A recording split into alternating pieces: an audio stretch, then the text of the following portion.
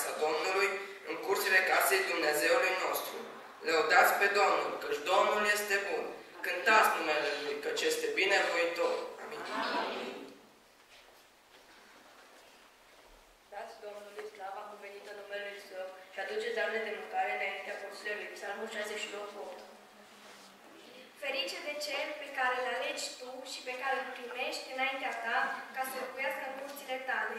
Ne-am săturat de binecuvântarea casei tale, de sfințirea templului tău. Psalm 65:4. Amin. Căci mai mult faci o zi în curțile tale, Doamne, decât 1000 în altă parte. Eu vreau mai bine să stau în pragul casei Dumnezeului meu, decât să locuiesc în corturile răutății. Amin. Intrați cu laude pe porțile Lui, intrați cu cântări în curțile Lui, lăudați-l și dați-i numele, căci Domnul este bun, bunătatea Lui ține în veci și credincioșia Lui neam în neam.